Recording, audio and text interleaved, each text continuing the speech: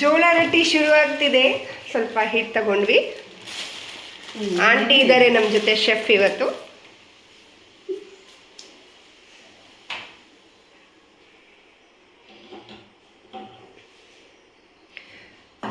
ಒಂದು ರೊಟ್ಟಿಗೆ ಎಷ್ಟು ಕೈ ಅಳತೆಯಲ್ಲಿ ಹಿಟ್ಟು ಆಂಟಿ? ಒಂದು ರೊಟ್ಟಿಗೆ ಒಂದು ರೊಟ್ಟಿಗೆ ಒಂದೆಷ್ಟು 2 ರೊಟ್ಟಿ ಎಷ್ಟು ಅಲ್ಲ ಇಷ್ಟು. ಇವತ್ತೊಂದು 5 ರೊಟ್ಟಿಗೆ ಆಗಷ್ಟು ಹಿಟ್ಟಿಗೆ ಎಷ್ಟು ಅಂತ ನೋಡ್ಸ್ರಿ. 5 ರೊಟ್ಟಿಗೆ? 5 ರೊಟ್ಟಿ ಮಾಡಲ.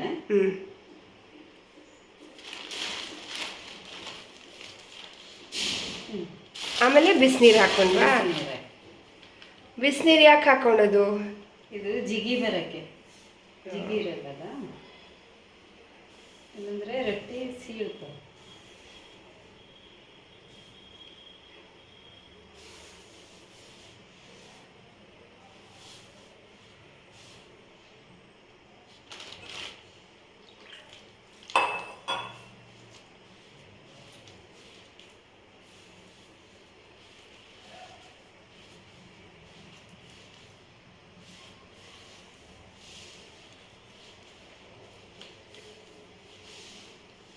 ಅದು ಫುಲ್ಲು ಮೆತ್ತಗೆ ನಾದ್ಕೋಬೇಕಾ?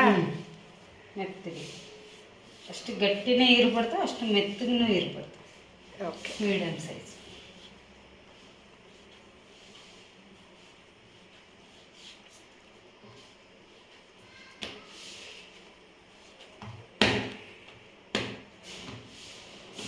ತಣ್ಣೀರು ಹಾಕೊಂಡ್ರೆ ನಡೆಯಲ್ವಾ ಆಂಟಿ? ತಣ್ಣೀರು ಅದು ಹಿಟ್ಟು ಜಿಗಿ ಇರ್ಬೇಕಮ್ಮ. ಹಿಟ್ಟು ಜಿಗಿ ಇರಬೇಕು. ಒಂದೊಂದು ಹಿಟ್ಟು ಇದು ಫುಲ್ಲು ಜಿಗಿನೇ ಇಲ್ಲ. ಅದಕ್ಕೆ ಬಿಸಿನೀರು ಹಾಕೊಂಡ್ರೆ ಸ್ವಲ್ಪ ಜಿಗಿ ಬರುತ್ತೆ. ಓಕೆ, ಇಲ್ಲ ರೊಟ್ಟಿನೇ ತಟ್ಟಕ್ಕೆ ಬರಲ್ಲ. ಓಕೆ,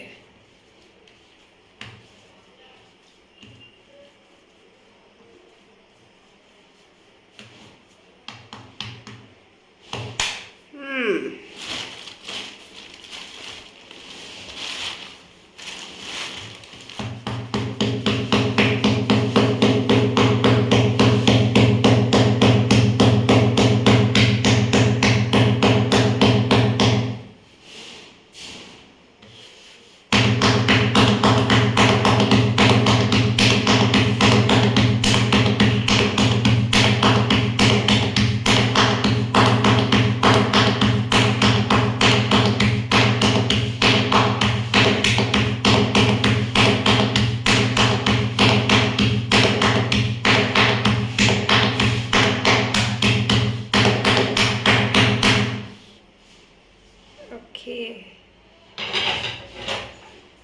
ಚೆನ್ನಾಗಿ ಹಂಚು ಕಾಯಿಸ್ಕೊಬೇಕು. ಕಾಯಿಸ್ಬಿಟ್ಟು ಹಾಕಿದ್ರೆ ಬೆದ್ದು ಜಲ್ದಿ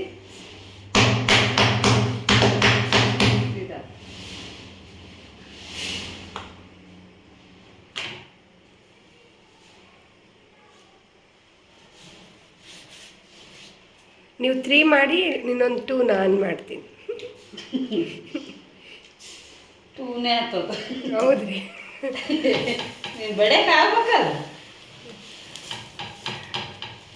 ಅದು ತಿರುಗಿಸಿ ಬಡಿಬೇಕು. ಅಕ್ಕಿ ರೊಟ್ಟಿ ಇದ್ದಂಗೆ ಅಂತ ಅಟ್ಟ ಬಲ್ಲ ಇದು. ಸೊ ಅದ್ರ ಮೇಲೆ ನೀರು ಹಚ್ಬಿಟ್ಟು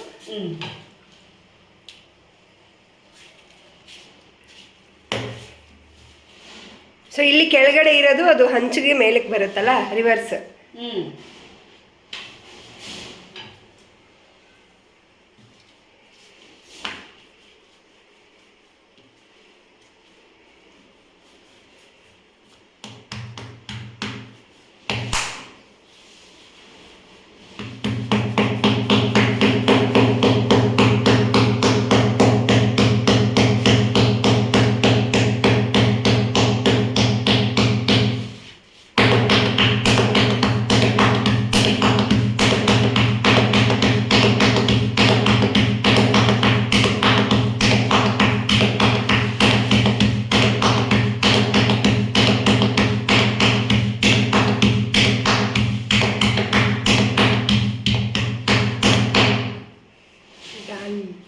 ಆಯಿತು, ರೊಟ್ಟಿ ಬಿಸಿ ಆಗಿದೆ.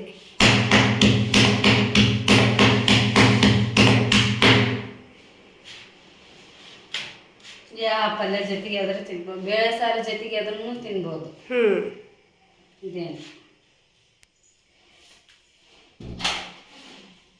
ಅದ್ರ ಜೊತೆ ಇದ್ರ ಜೊತೆ ಅನ್ನೋಕೆ ಇಲ್ಲ, ಚೆನ್ನಾಗಿರುತ್ತೆ.